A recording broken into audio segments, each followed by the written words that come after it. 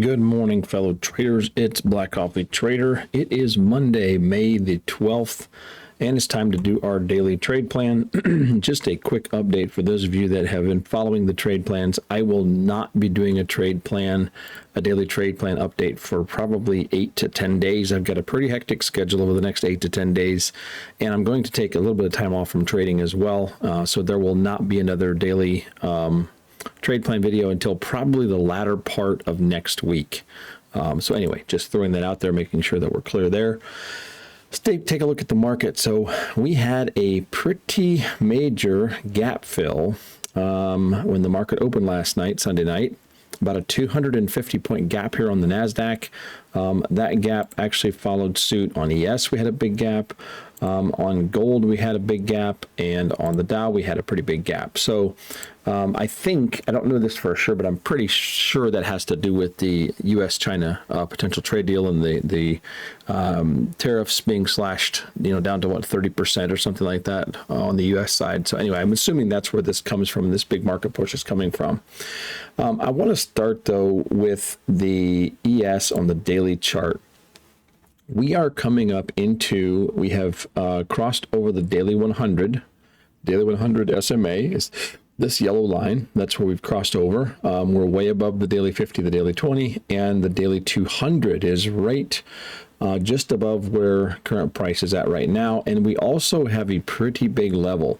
Look at the 5850 and 5900 on ES. This has been a pretty major level. If you look way back here in July of 2024, actually, let's start with the 5850. You look at that in August of 2024, you got 5850, you got 5850 here in October, 5850 in November, you've got 5850 pretty much right here in January of this year. We got 5850 as resistance in March of this year, and we are now just above that in this morning's session. I forgot the clock. Let me put that up so we've got that as well. And then if you look at the 5900 from back here in July of 2024, you got 5900.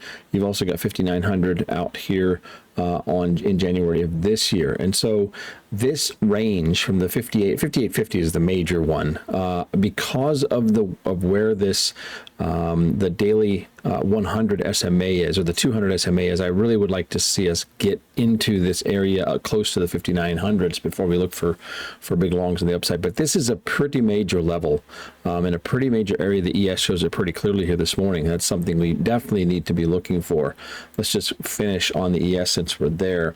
So if you look at it in a little bit more detail here on the 30-minute chart, for example, I did clear out some levels that I've had in here. I didn't feel like they meant a whole lot. And so the thing I'm looking for today on this area is, again, if we get above this 5900 area, get above this daily 100 and 200 SMA, obviously there's a big chance for a nice free upside move. If we pull back to this level here around the 58, 57, 70s, that could set up a potential long. And this is a cautious long because I would just not be surprised to see us go down and try to fill this gap, especially with how major this gap was in the market open last night. If we fall below the overnight lows right here around the 57.35s, which is where that gap starts, that would be probably a pretty easy free fall down to fill that gap. And obviously, when we do that, if that happens, you could set up a long trade off of that. If we fall down below Friday's lows and down below this 56.50 range, which was a pretty key area, has been a pretty key area, that could potentially set up a short trade, and we could see shorts, really just you could see things really falling. I don't think that's going to happen just with the way this market is. I'm not really looking for shorts that much. I do have a couple marked here, but we may take something if it sets up, but really, we're in a bullish trend, and that's really what we're looking for. We're looking for where's the best opportunities for longs. Obviously, if we get pullbacks to this level, if we get that gap fill, you could possibly see a long off the bottom of that gap. And if we fall all the way down here to this major level around the 58 or 5600s, that would obviously be a pretty big gap or pretty nice long setup as well. That 5600 is also pretty evident right here. You can see how big and how clear that level was here at the bottom of this big channel on the big, if you look at the daily chart. So that's ES. Let's flip to NQ. NQ, pretty similar picture again. The interesting thing on NQ is we have the daily 200 and the daily 100 pretty much at the same level here this morning, sitting right around the 700s, the 20,700s, and we are above that. Current price is above that, so that's pretty bullish. I like that. I mean, we're above the daily 20, 50, 100, and 200 SMAs on the daily chart, and that just really bodes well for a probable higher push on this market. But again, we do have that big gap here that we have to look at of potentially getting filled. So what's the trade plan on NQ? Again, if we stay and hold above this 21,000 or 20, yeah, basically 21,000, definitely looking for longs, nice little long, probably up into the 21,145s. If we go beyond that, I mean, there's some big free air up here that I think could really set up a beautiful trade. Again, if we pull back, the thing that I'm cautious about is the daily 1 and 200 SMA. That is this orange and yellow line here. That's the daily 100 and 200. Something to be very careful of. However, it's not that we're not taking a trade because of it or taking a trade off of it. It's more something to be mindful of. When you're longing into those daily levels, those big levels, that can be something to be cautious of. But look at this. There's from the 20,500, which has been a pretty key level, you've got 200 points up into that area. So that's a trade worth taking for sure. So if we get a pullback to here and we look like we're holding, that could be a potential long trade. We also could see a potential short really down into, I don't know, I'm not sure that I like this. I think this should be more like this. I think I don't really want to short this at the 500s. I think I want to wait until we get to the break the overnight lows and get into this gap and possibly fill that. If this gap, I'm actually going to change this as well. Let me just take this off. If we fill the gap, I'm looking for the high of the previous day and the low of the previous day as long and short setups. But in this case, because of this gap, I think I'm going to change that to, if we do fill this, we're going to be looking for longs off the 147s.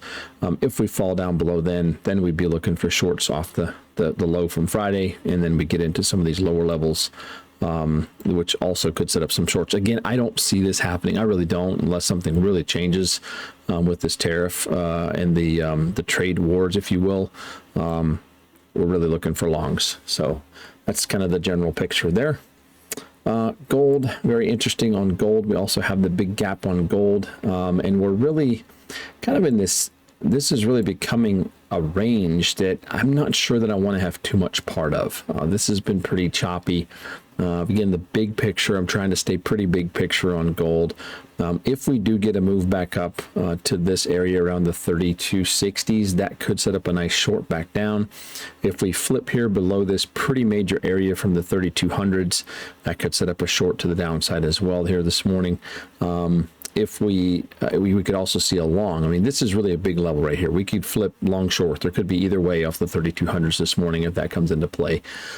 If we push all the way up, I'm not really looking to trade the gap.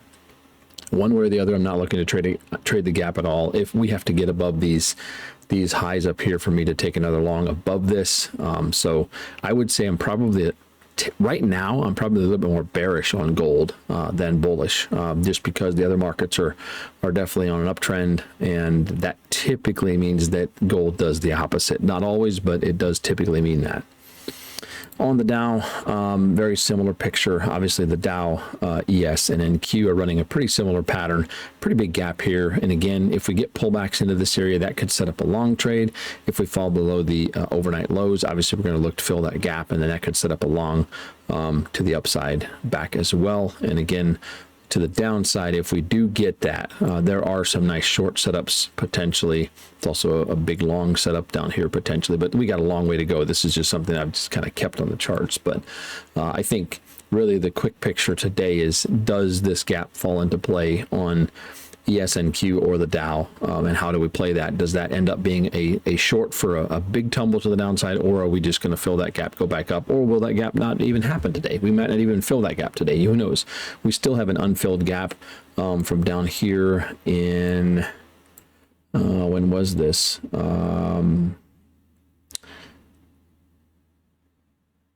No, we filled it on the Dow. There's an unfilled gap on the Nasdaq and on ES. We have an unfilled gap from back here in April. We do have a little bit of an unfilled gap here. So again, who knows? Eventually this market's going to come back down. That's something to pay attention to eventually. But so anyway, we're going to be careful today. Take it easy, and try to keep our head on straight and trade smart. So okay, I'll leave you with that. And again, this will be the last daily trade plan that you will see for about 10 days ish. So take care, and when I return, we'll be doing more of these. All right, until next time, take care, my friends, and so long.